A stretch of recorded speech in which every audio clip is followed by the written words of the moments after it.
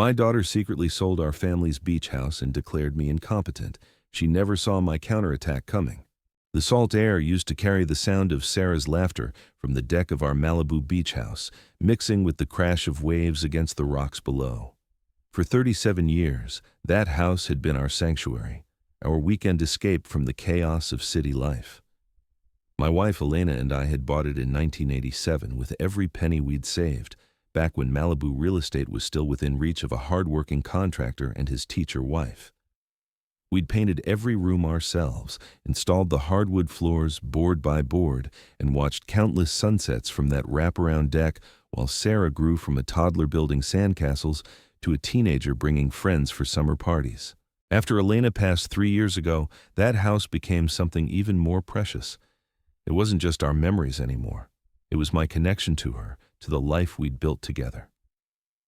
Every morning I'd sit on the deck with my coffee, watching the sun rise over the Pacific, talking to Elena like she was still there beside me.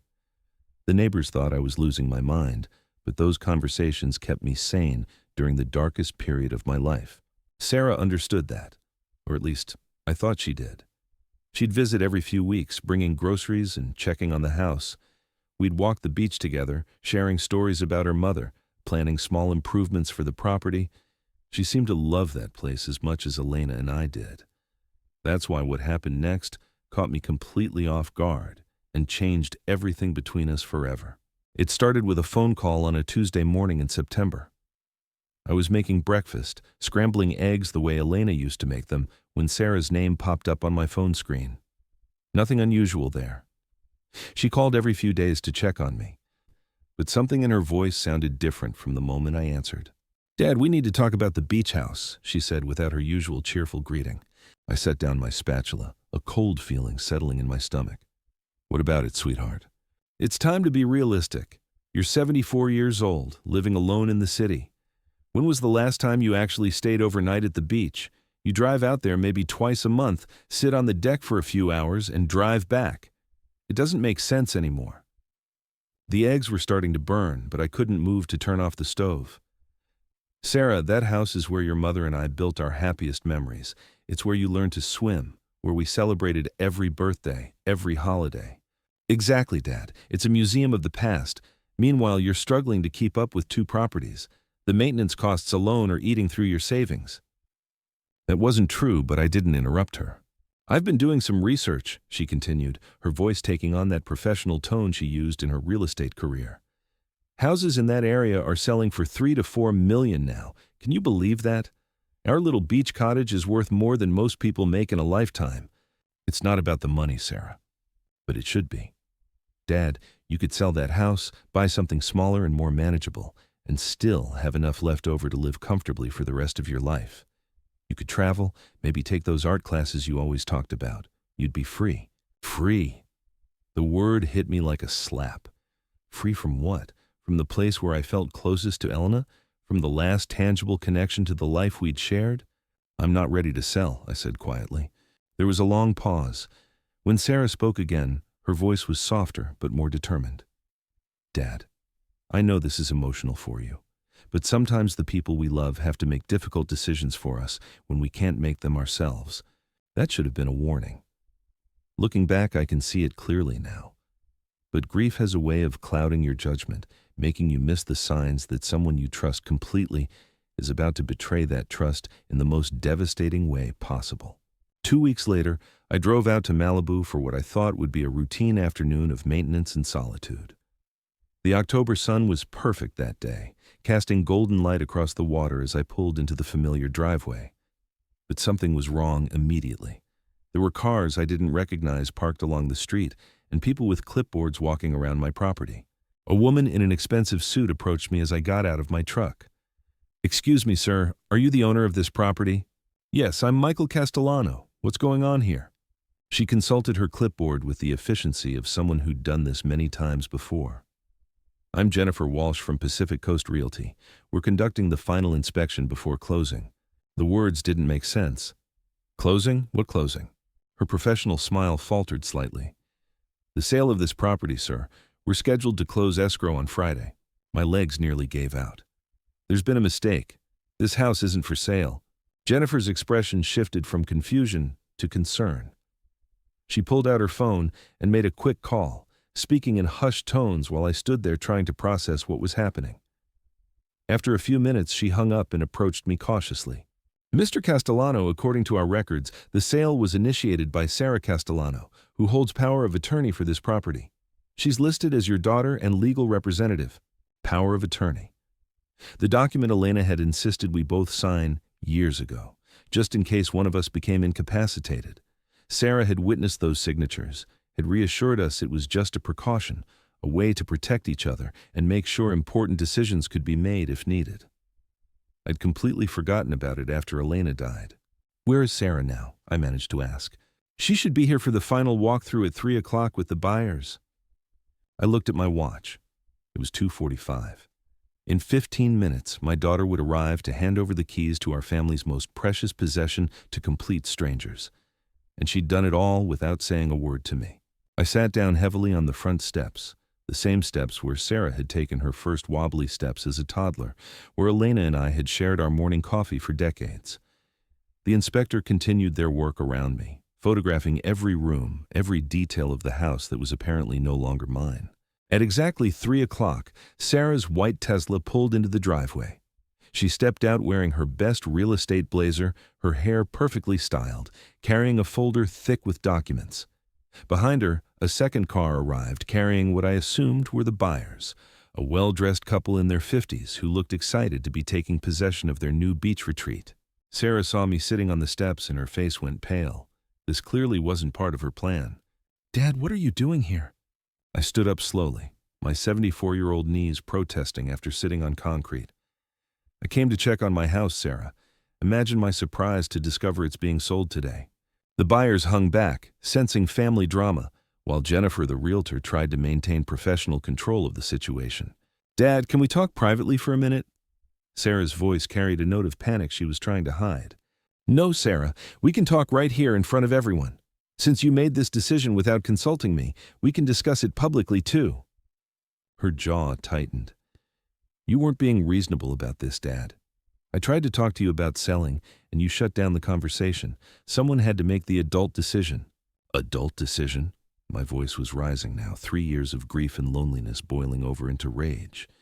"You forged my signature and sold my house behind my back." "I didn't forge anything. I have legal power of attorney, which gives me the right to make financial decisions on your behalf when you're not capable of making sound choices." The accusation hung in the air like smoke from an explosion. Not capable of making sound choices. In front of strangers, my own daughter had just declared me mentally incompetent. "I am perfectly capable of making my own decisions, Sarah." "Are you? Dad, you're 74 years old, living alone, barely taking care of yourself. You drive out here to sit in an empty house and talk to Mom like she's still alive? That's not normal behavior." Each word was a knife thrust, precise and designed to wound. She'd weaponized my grief, turned my love for Elena into evidence of mental decline. The male buyer stepped forward uncomfortably. "Maybe we should postpone this. It seems like there's some family business that needs to be resolved." "No," Sarah said quickly. "This is just my father having difficulty accepting a necessary change. The sale is legal and binding. Jennifer, can we proceed with the closing?" Jennifer looked between Sarah and me like a referee trying to manage a prize fight. "Mr. Castellano, do you have any legal objection to this sale?" I looked at the documents in Sarah's hands, at the buyers who were clearly uncomfortable but eager to claim their new property, at my daughter who had betrayed me in the most fundamental way possible. The legal system was on her side. The power of attorney gave her the right to make this decision. Fighting it would mean lawyers, court battles, family relationships destroyed forever. But that didn't mean I had to make it easy for any of them. "No legal objection," I said quietly, "but I do have something to say." I walked over to where Sarah stood with the buyers and Jennifer. "You're buying a house with quite a history. The previous owners, my wife Elena and I, lived here for 37 years. We raised our daughter here, celebrated every milestone, weathered every storm. Elena died 3 years ago, and since then, this house has been my connection to her memory." The buyers shifted uncomfortably. Sarah, my daughter, decided that my grief was inconvenient and that my attachment to this place was unhealthy. So she used legal documents to sell it without my knowledge or consent, just so you understand what kind of family transaction you're participating in. Sarah's face was bright red. Dad, you're embarrassing yourself. No, sweetheart, I'm embarrassing you. There's a difference. I turned back to the buyers. I hope you'll be very happy here. It's a wonderful house, full of love and memories. Just remember that it was stolen from someone who wasn't ready to let it go. The silence that followed was deafening. Jennifer cleared her throat and suggested they move the closing to her office to complete the paperwork. Sarah avoided my eyes as she herded everyone toward their cars, but I caught her arm as she passed. This isn't over, Sarah. She looked at me with a mixture of guilt and defiance. Yes, Dad. It is over. The house is sold. You'll get your half of the proceeds, and you can start building a new life instead of clinging to the past. As they drove away to finalize the sale, I stood alone in the driveway of the house I'd just lost. But Sarah had made one critical mistake in her rush to betray me. She'd assumed that her old man was too broken, too grief-stricken, too mentally diminished to fight back effectively. She was about to learn exactly how wrong that assumption was. I spent that night in a cheap motel 20 minutes inland, staring at the water-stained ceiling and planning my next move. Sleep was impossible. Every time I closed my eyes, I saw Sarah's face as she dismissed my grief as mental incompetence, heard her voice calling my love for Elena unhealthy. The betrayal cut deeper than losing the house itself. This was my own daughter, the little girl I'd taught to ride a bike in that very driveway, who'd cried in my arms when her first boyfriend broke her heart. But somewhere between midnight and dawn, the hurt began crystallizing into something harder, something more useful. Sarah thought she was dealing with a broken old man who'd roll over and accept her decision. She'd forgotten that her father had built a successful contracting business from nothing, that I'd negotiated deals worth millions, that I understood exactly how the real estate game worked. By morning, I had the framework of a plan that would teach my daughter a lesson she'd never forget. First, I needed information. I drove to the Malibu Library and spent 3 hours researching public records, property transfers, and real estate law. The sale had gone through exactly as Sarah planned, with her power of attorney providing all the legal authority she needed. The new owners, Robert and Linda Morrison, had paid $3.8 million cash for my family's sanctuary. My half of the proceeds, minus Sarah's real estate commission and various fees, would be deposited into my account within 30 days. But here's what Sarah didn't know about power of attorney documents. They can be revoked at any time by the principal, as long as that person is mentally competent. And despite what my daughter had declared in front of strangers, I was perfectly capable of managing my own affairs. I made an appointment with my lawyer, the same attorney who'd handled Elena's estate. Frank Mendoza had known our family for 20 years, had watched Sarah grow up, had been at Elena's funeral. When I explained what had happened, his face darkened with professional anger. Michael, what Sarah did may have been legal, but it was ethically questionable at best. Using power of attorney against your explicit wishes, claiming mental incompetence without any medical evidence, that's a serious abuse of legal authority. Can we stop the sale? Frank shook his head. The sale is complete. The deed has been transferred. But we can revoke the power of attorney immediately and establish clear legal boundaries going forward. More importantly, we can make sure Sarah understands the consequences of her actions. We spent 2 hours drafting documents. The power of attorney revocation was straightforward, but Frank suggested something additional that made me smile for the first time since this nightmare began. Bita. Michael, you have legal standing to contest Sarah's real estate commission on this sale. She represented herself as acting in your best interests while simultaneously profiting from the transaction. That's a conflict of interest that could cost her license if we pursued it aggressively. I thought about that for a moment. Sarah's real estate career was everything to her, the source of her identity and financial independence. Threatening her professional license would get her attention like nothing else could. Let's hold that option in reserve, Frank. I have something else in mind first. The next phase of my plan required patience and careful timing. I spent a week researching Robert and Linda Morrison, the couple who'd bought my house. Social media made it embarrassingly easy. Linda posted constantly on Instagram, sharing photos of their previous home in Pasadena, their adult children, their excitement about moving to Malibu. Robert was more private, but his LinkedIn profile showed he'd recently retired as a senior partner at a downtown law firm. They seemed like decent people who'd worked hard and earned their dream retirement home. They had no idea they'd purchased stolen goods, that the house they were planning to fill with new memories had been ripped away from someone who wasn't ready to let go. That gave me an idea that was either brilliant or completely insane. I drafted a letter, handwritten on my personal stationery, and mailed it to the Morrisons at their Pasadena address 3 days before they were scheduled to take possession. "Dear Mr. and Mrs. Morrison," it began. "You don't know me, but my name is Michael Castellano, and until recently, I was the owner of the Malibu property you've just purchased. I wanted to reach out to introduce myself and share some important information about your new home's history." I told them everything. The 37 years Elena and I had spent creating memories in that house. Her death 3 years ago and how the property had become my connection to her spirit. Sarah's betrayal and the legal maneuvering that had made their purchase possible. I was careful to emphasize that they weren't at fault, that they'd acted in good faith, but that they deserved to know the full story. "I'm not asking you to return the house," I wrote. "That would be unfair to you and legally impossible anyway. But I'm hoping we might come to some arrangement that honors both your investment and my family's history with the property. Perhaps we could meet and discuss possibilities that might work for everyone involved." I signed it simply, Michael Castellano, former owner, and included my phone number. The call came 2 days later. Linda Morrison's voice was warm but cautious when she introduced herself. "Mr. Castellano, we received your letter, and Robert and I have been discussing it extensively. We had no idea about the circumstances surrounding the sale. Your daughter presented it as a straightforward transaction from a family ready to move on. Mrs. Morrison, I want you to know that none of this is your fault. You acted in good faith based on the information you were given." "Thank you for saying that. But Robert and I are both troubled by what we've learned. We're not the kind of people who want to profit from someone else's family tragedy."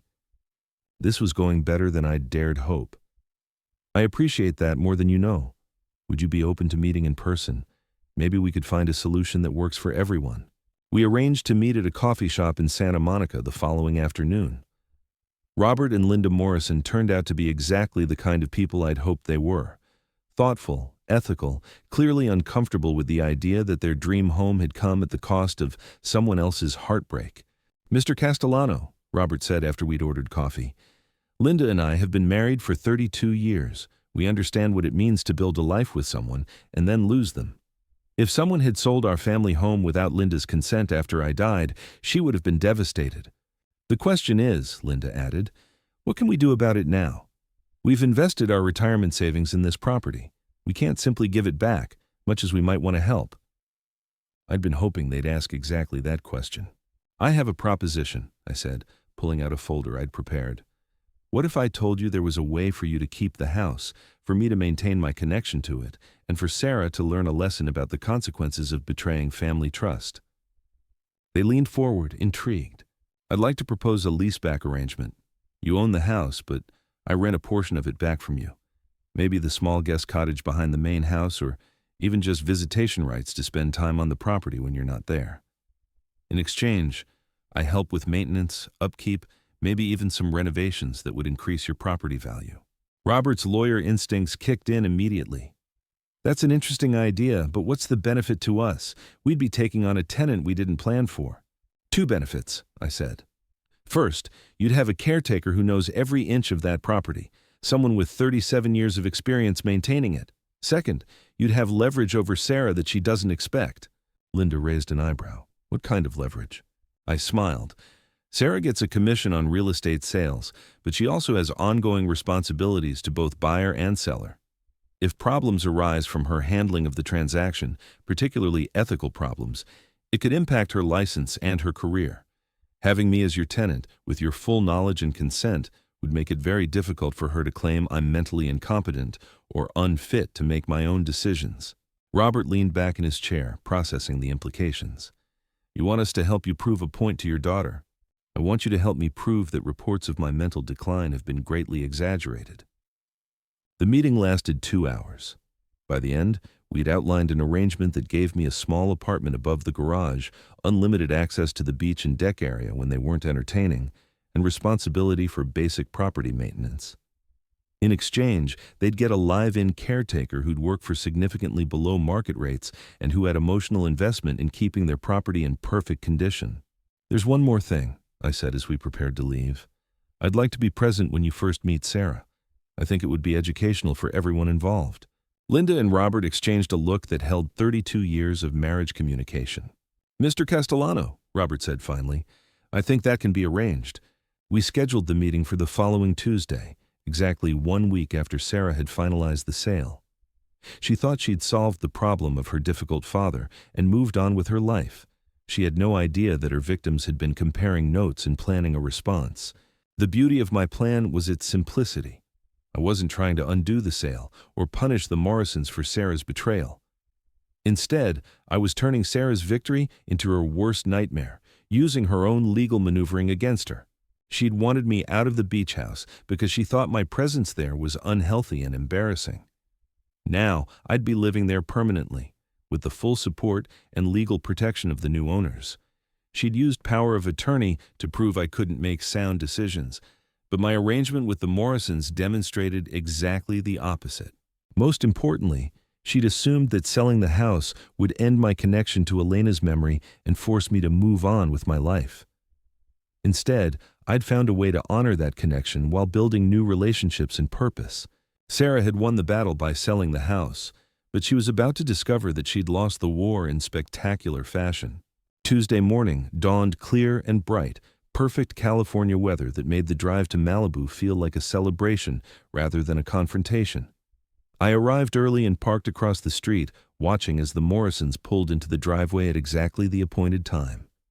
They'd been busy over the weekend, I noticed. Moving trucks had delivered furniture, and Linda had already started a small herb garden by the kitchen window. At precisely 10 o'clock, Sarah's white Tesla appeared around the curve, just as punctual as always. She parked behind the Morrisons' car, stepped out in full professional mode, and walked toward the front door with the confidence of someone who believed she'd successfully managed a difficult family situation. Linda answered the door with a smile that was polite but not particularly warm. "Sarah, thank you for coming. Please, come in. We have some things to discuss." From my position across the street, I couldn't hear the conversation, but I could see through the large front windows as Sarah entered the living room and stopped dead when she saw Robert waiting with a thick folder of documents. That's when I got out of my car and walked across the street to join the party. Sarah's face went through a fascinating progression of emotions as I walked through the front door of what used to be my house. Confusion first, then recognition, then something approaching panic as she realized this wasn't going to be the simple meet and greet she'd expected with her buyers. "Dad, what are you doing here?" Her voice carried that same tone she'd used when she was 16, and I'd caught her sneaking back in after curfew. "I was invited," I said simply, taking a seat on the couch that now belonged to the Morrisons. "Linda and Robert wanted to meet the whole family." Robert cleared his throat and opened his folder. "Sarah, when we purchased this property, you assured us it was a straightforward family transaction. You said your father was elderly and unable to properly maintain the property, that he'd agreed the sale was in everyone's best interest." Sarah's professional mask was slipping. "That's correct. My father has been struggling since my mother's death, and maintaining 2 properties was becoming too much for him." "Then perhaps you can explain," Linda interjected, "why your father sent us a letter describing the sale as theft, and why he seemed perfectly lucid and capable when we met with him yesterday." The silence that followed was beautiful. I watched Sarah's mind racing, trying to calculate how much damage had already been done and whether there was any way to salvage the situation. "My father is very good at presenting a competent facade when he needs to," she said carefully, "but his decision-making has been compromised by grief. He's not thinking clearly about his financial future or his living situation." "Nah, actually," Robert said, "his thinking seemed quite clear to us. Clear enough that we've decided to offer him a lease arrangement for the guest cottage." Sarah's coffee cup slipped from her fingers, shattering against the hardwood floor Elena and I had installed in 1994. "You've what?" "Your father will be living here," Linda explained patiently, "as our tenant and property caretaker. He knows this house better than anyone, and frankly, after learning how the sale came about, we feel it's the right thing to do." I watched Sarah process this information, saw the exact moment she realized what it meant. Instead of getting rid of her embarrassing father and his inconvenient grief, she'd created a situation where I'd be living permanently at the beach house with the full support of respectable witnesses who could testify to my mental competence. "This is ridiculous," Sarah said, her professional composure finally cracking. "Dad, you can't be serious about this. You're going to live in a garage apartment like some kind of hired help?" "It's a beautiful apartment," I replied, "and it comes with full access to the beach, the deck, and all the places where your mother and I made our happiest memories. Thanks to your sale, I get to be here every day instead of just weekends." The irony wasn't lost on anyone in the room. Sarah had sold the house to force me away from it, but her plan had backfired so completely that I'd gained more access to the property than I'd had in years. Robert pulled out a lease agreement. "We had our attorney draw this up yesterday. It's a standard residential lease with some unique provisions for property maintenance and shared common areas." Sarah snatched the document from his hands, scanning it with the desperate intensity of someone looking for a way out of a nightmare. "This lease is for 5 years," she said. "You can't be serious." "With an option to renew," Linda added cheerfully. "Your father impressed us with his knowledge of the property's history and maintenance needs. We feel very fortunate to have found such a qualified caretaker." I could see Sarah's mind working, trying to find some angle to attack this arrangement. "Dad, you're 74 years old.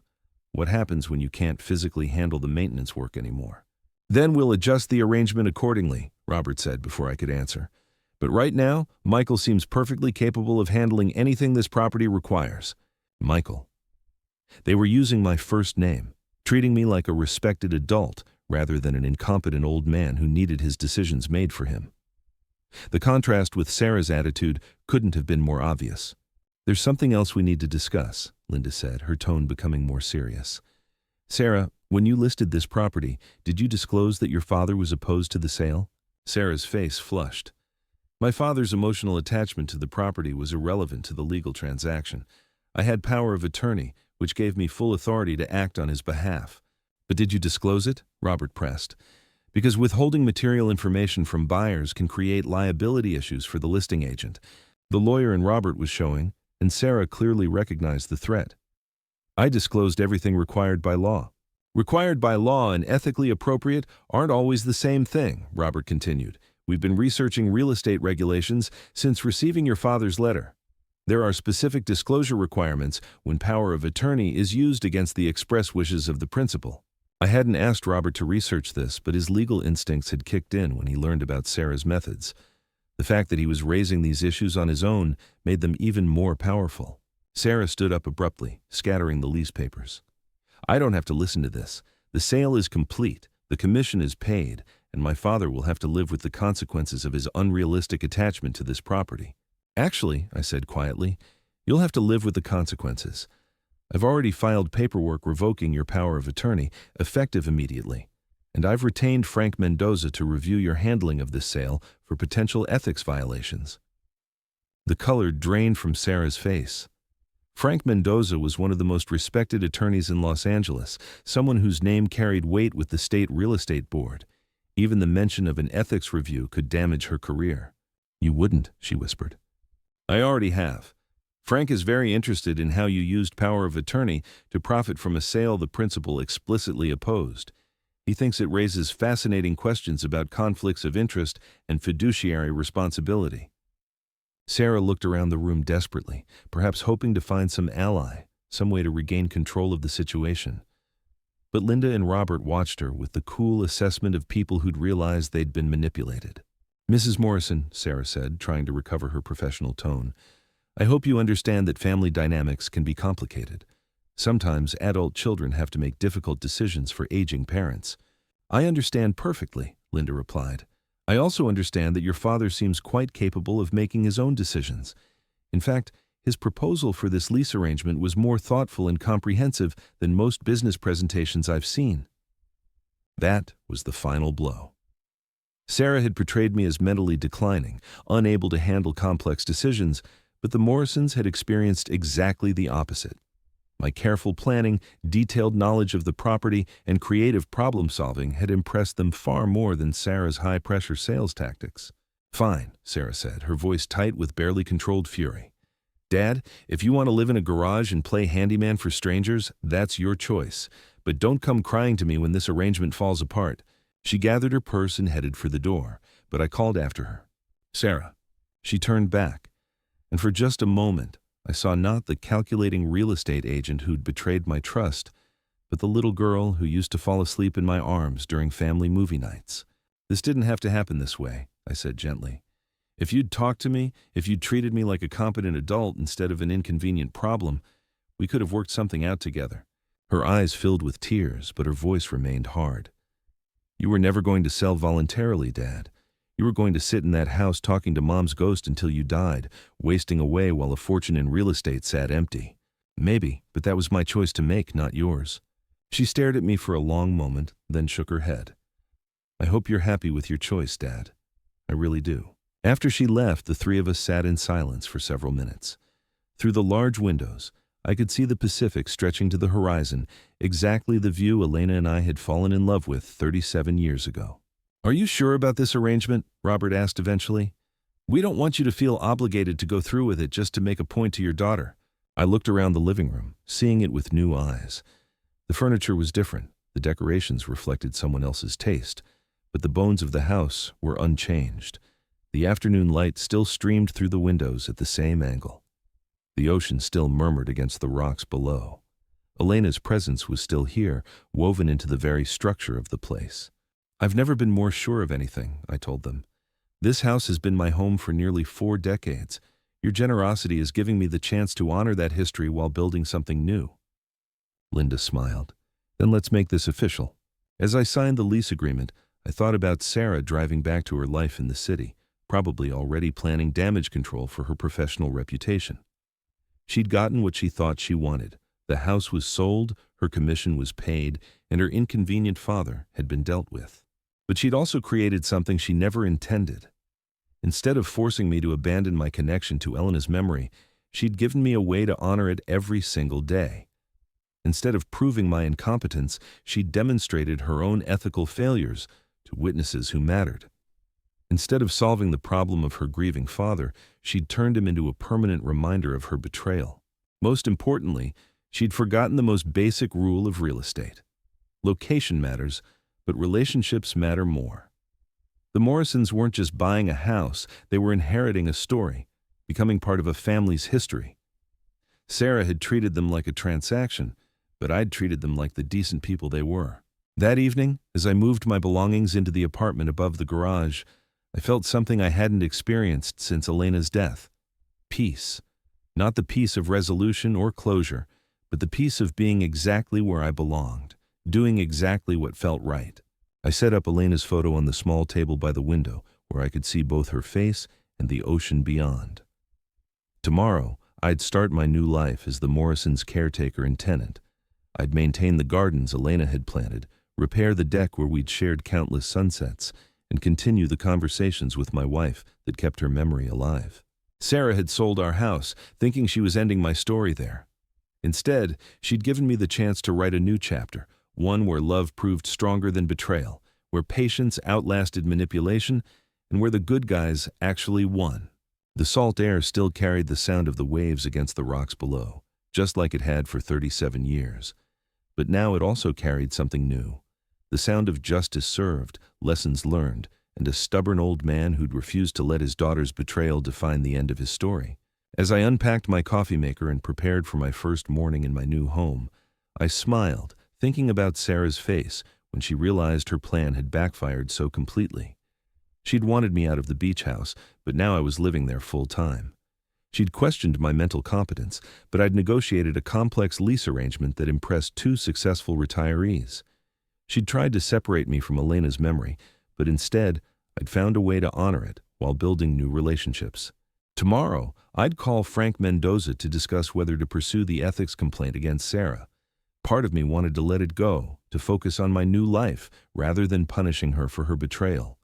But another part of me knew that actions have consequences, that professionals who abuse their authority need to face accountability. The decision could wait. Tonight, I had a new home to settle into, a new chapter to begin, and a conversation with Elena to finish. I had so much to tell her about the events of the past week, about how our daughter had surprised us both with her capacity for betrayal, and how justice had found a way to prevail despite the odds. The waves crashed against the rocks below, carrying away the pain of the past week and bringing in the promise of whatever came next. Sarah had sold the beach house, but she'd also given me something she never intended. A chance to prove that reports of my decline had been greatly exaggerated, an opportunity to turn her victory into her worst nightmare, and the perfect platform to show the world exactly what happens when you betray family trust. The next morning brought the kind of crystal-clear September day that had originally drawn Elena and me to this stretch of coastline.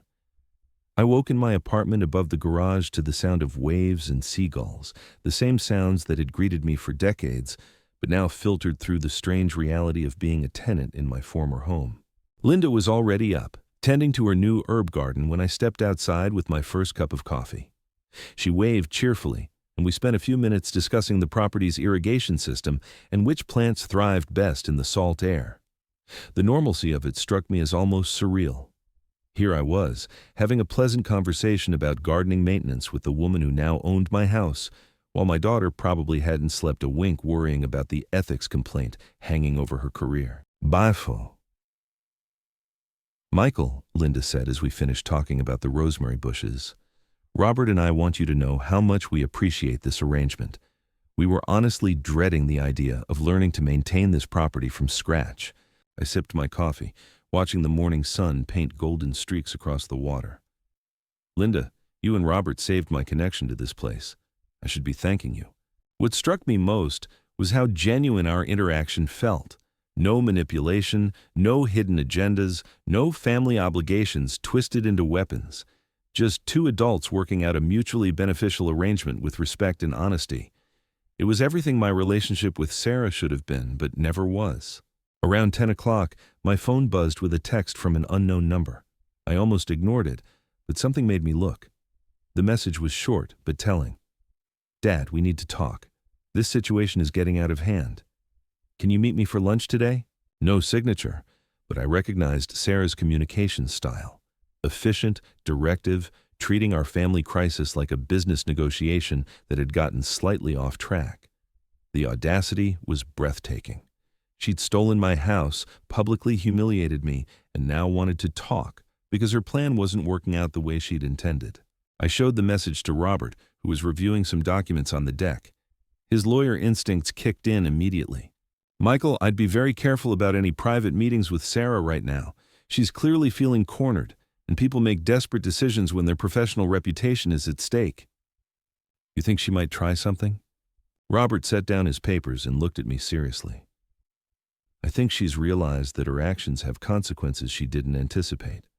The ethics complaint, your lease arrangement here, the fact that her buyers now know the truth about how the sale happened, all of that creates pressure. Pressure makes people unpredictable. I considered his advice while watching a pelican dive for fish just beyond the breakers. Elena used to love watching those birds, marveling at their precision and patience. She'd often said that pelicans understood something humans forgot, that success came from careful observation followed by decisive action at exactly the right moment. You know what? I said finally. I think I will meet with Sarah, but not alone and not on her terms. I typed back a response. Happy to talk, but any conversation needs to include Robert and Linda since they're now part of this situation. We can meet here at the house at 2 p.m. if you'd like to discuss things. The reply came within minutes. This is a private family matter. I'm not discussing personal issues in front of strangers. That response told me everything I needed to know about Sarah's mindset. She still thought she could compartmentalize this situation, still believed she could manage me separately from the consequences of her actions. She wanted to get me alone, where she could deploy the same manipulation tactics that had worked for years: guilt about Elena's memory, concerns about my age and judgment, appeals to family loyalty that ran only one direction. I showed Robert her response, and he nodded grimly. Classic intimidation strategy. Isolate the target, control the environment, apply pressure without witnesses. Well, she's about to learn that her old man doesn't isolate as easily as he used to. I called Frank Mendoza instead of texting Sarah back. Frank answered on the second ring, and I could hear the satisfaction in his voice when I explained the morning's developments.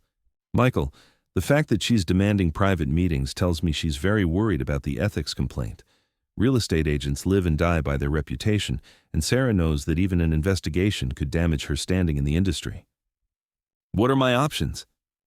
Well, you could meet with her if you want to hear what she has to say, but I'd strongly advise bringing a witness, preferably someone with no family connection who can testify objectively about what's discussed. Frank paused, and I could hear him thinking through the implications. Actually, Michael, there's something else we should discuss. I've been reviewing the sale documents Sarah filed, and I found some interesting discrepancies. My pulse quickened. What kind of discrepancies?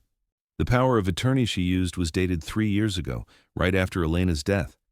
But there's a clause in the document that requires annual renewal of authority for major financial transactions. Sarah never filed the renewal paperwork. I felt like I'd been punched in the stomach. Are you saying the sale might not be legal? I'm saying Sarah may have acted outside her legal authority. The sale itself is probably still valid since the buyers acted in good faith, but Sarah's right to authorize it could be challenged. That would create significant liability for her, both professionally and personally. This changed everything. Sarah wasn't just facing an ethics complaint anymore. She was potentially looking at charges of fraud, breach of fiduciary duty, maybe even criminal charges depending on how aggressively we wanted to pursue it. Frank, what would happen if we challenged her authority? Best case scenario for Sarah? She loses her license and has to pay significant damages. Worst case? Criminal charges for fraud and theft. I sat down heavily on the deck chair, processing this information. Elena's voice seemed to whisper in the salt breeze. Be careful what you wish for, Michael. Revenge has a way of consuming the person seeking it. But this wasn't about revenge anymore. This was about justice, about holding people accountable for their actions, about making sure Sarah understood that betraying family trust had real consequences. Frank, let's hold off on filing anything additional for now, but I want you to document everything we've discovered.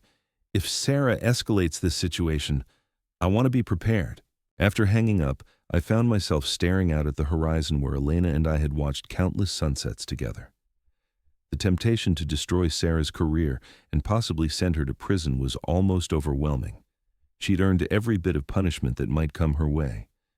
But Elena had always been the voice of restraint in our marriage, the one who helped me see beyond my immediate anger to the longer-term consequences of my actions. What would she want me to do? The answer came as clearly as if she'd spoken it aloud. Elena would want justice, but she'd also want our family to have a chance at healing. Going nuclear on Sarah would satisfy my need for revenge, but it would also guarantee that any possibility of reconciliation died permanently. Around noon, Linda approached me with a concerned expression. Michael, there's a woman at the front gate who says she's your daughter. She seems quite agitated. I looked toward the driveway and saw Sarah pacing beside her Tesla, phone pressed to her ear, gesturing wildly as she spoke to someone. Even from a distance, her body language screamed desperation and fury.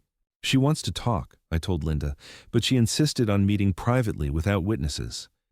Linda's eyebrows rose. That seems like a poor idea under the circumstances. That's what Robert and I thought, but I'm curious what she has to say.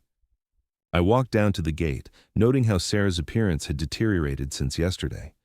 Her usually perfect hair was disheveled, her makeup slightly smudged, her expensive blazer wrinkled like she'd slept in it.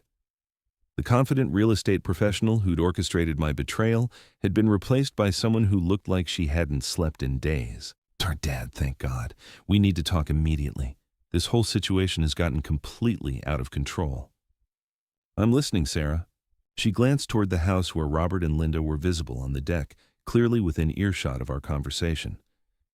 Not here. Can we go somewhere private? Maybe that coffee shop in Malibu where we used to go when I was a kid? The manipulation was subtle but unmistakable, appealing to childhood memories, suggesting neutral ground that held sentimental value, trying to soften my resistance with nostalgia. Classic Sarah. Anything you need to say to me, you can say right here. Robert and Linda are part of this situation now, thanks to your actions. Her facade cracked slightly. Dad, you're making this so much harder than it needs to be. I made a mistake, okay? I should have handled things differently, but we can fix this if you'll just work with me. What exactly are you proposing to fix? Sarah glanced around nervously, clearly uncomfortable with the public nature of our conversation. I've been talking to some people, getting advice about the situation. There might be ways to unwind the sale, to get you back into the house permanently. Now we were getting to the real reason for her desperation. Someone, probably her broker or maybe a lawyer, had explained the legal jeopardy she was facing. The expired power of attorney, the ethics complaint, the potential for criminal charges. Sarah was scrambling to contain the damage before it destroyed her career. And what would unwinding the sale cost Robert and Linda? They've invested their retirement savings in this property, moved their belongings, started making it their home. We'd figure out the financial details. The important thing is making sure you're taken care of. The hypocrisy was stunning. 24 hours ago, Sarah had been questioning my mental competence and calling my attachment to the house unhealthy. Now, she was suddenly concerned about my welfare. Sarah, let me ask you something. Yesterday you told the Morrisons that I was mentally declining, that I couldn't make sound decisions about my own life. Today you want to negotiate a complex real estate transaction with me. Which version of your father am I supposed to be? She flushed red, realizing the contradiction. Dad, I said things I didn't mean. I was trying to make the sale go smoothly, and I thought it was better if the buyers didn't think there were family complications. So you lied to them. I simplified the situation. Robert's voice carried clearly from the deck. Sarah, lying to buyers about material facts is grounds for license revocation in California. I researched it yesterday. Sarah spun toward the house, her composure finally shattering completely. This is none of your business. This is a family matter. Actually, Linda called back, it became our business when you sold us a house under false pretenses. We have a right to know the truth about our purchase. I watched Sarah realize that her victims had compared notes and united against her. The isolated old father she'd planned to manipulate was now surrounded by allies who'd witnessed her deception firsthand. Dad, please, can't we just talk alone for 5 minutes? Family to family? The pleading in her voice almost worked. Almost. But then I remembered the humiliation of discovering the sale from strangers, the casual cruelty of her public dismissal of my mental capacity, the years of taking my support for granted while treating me like an inconvenient obligation. Sarah, you gave up the right to private family conversations when you made our business public. When you used strangers to validate your lies about my competence, when you treated our family's most precious possession like a commodity to be liquidated. She stared at me for a long moment, and I saw her cycling through the stages of manipulation that had worked on me for years. First, guilt. Mom would be heartbroken to see us fighting like this. Then, anger. You're being completely unreasonable about this whole situation. Finally, threats. If you pursue this ethics complaint, you'll destroy my career and my family's financial security. But none of it landed the way it used to. The betrayal had burned away my willingness to be managed, manipulated, or guilt-tripped into submission. Sarah, I said quietly, you made your choices. Now you get to live with the consequences. She stood there for another minute, perhaps hoping I'd change my mind or offer some compromise that would salvage her position. When it became clear that wasn't happening, she walked back to her car with the defeated posture of someone who'd finally overplayed her hand. As she drove away, Robert joined me at the gate. How do you feel about that conversation? I thought about it honestly. Sad, mostly. That's my daughter, and I love her despite everything she's done. But I also feel free. For the first time in years, I don't feel obligated to protect her from the consequences of her own actions. That's probably healthy, Robert said. Adult children need to learn that their parents aren't infinite resources to be exploited without consequence. That afternoon, I called Frank Mendoza to report on Sarah's attempted damage control. His reaction was immediate and professional. Michael, the fact that she's already trying to negotiate means she knows exactly how much trouble she's in. Someone's explained the legal exposure she's facing. What's our next move? That depends on what you want to accomplish. We can pursue criminal charges, civil damages, professional sanctions, or some combination of all three. But I need you to think carefully about what outcome you actually want. I spent that evening walking the beach, something I hadn't been able to do in years when I was only visiting on weekends. The sand felt good under my feet, the salt air cleared my head, and Elena's presence seemed stronger here by the water where we'd shared so many quiet moments. What did I want? Sarah's career destroyed, her reputation ruined, criminal charges that might send her to prison? The power was in my hands now, and the temptation for complete revenge was intoxicating. But Elena's voice whispered again in the evening breeze. What kind of man do you want to be, Michael? What kind of grandfather do you want Sarah's children to remember? Sarah's children, my grandchildren. In my fury over her betrayal, I'd almost forgotten about them. 8-year-old Emma and 5-year-old Jake, who loved their grandpa Mike and had no idea their mother had stolen his house. What would happen to them if Sarah's career imploded? If she faced criminal charges? If our family destroyed itself in a legal war that nobody could really win? By the time I returned to my apartment above the garage, I'd made my decision. Justice mattered, but so did the possibility of redemption. Sarah needed to face consequences for her actions, but those consequences didn't have to be nuclear. I called Frank first thing the next morning. "Frank, I want to proceed with the ethics complaint, but I want to offer Sarah a way out." "What kind of way out?" "She makes full restitution to Robert and Linda for any costs associated with the deceptive sale. She provides a written apology acknowledging her abuse of the power of attorney, and she agrees to family counseling to address the underlying issues that led to this betrayal." Frank was quiet for a moment. "Michael, that's very generous considering what she put you through." "It's not generosity, Frank. It's strategy. If Sarah accepts those terms, she learns a lesson without having her life destroyed. If she refuses, then we know she hasn't really learned anything, and we pursue the nuclear option. And if she accepts but violates the agreement later, then all bets are off and we throw everything we have at her." Frank agreed to draft the settlement offer, and by noon, Sarah's phone was ringing with terms that could save her career and keep her out of prison. The ball was in her court now. She could accept responsibility and work toward redemption, or she could gamble everything on a legal fight she couldn't win. That afternoon, as I helped Linda plant new flowers in the garden Elena had started decades ago, I felt something I hadn't experienced since my wife's death. Hope. Not just for my own future, but for the possibility that families could heal from even the deepest betrayals if people were willing to do the hard work of rebuilding trust. Sarah had sold the beach house thinking she was ending my story there. Instead, she'd given me a chance to write the most important chapter yet, one about forgiveness, justice, and the complicated dance between holding people accountable and leaving room for redemption. The waves crashed against the rocks below, carrying away the anger of the past week and bringing in something new. Not peace, exactly, but the promise that peace might be possible if people were brave enough to choose healing over revenge.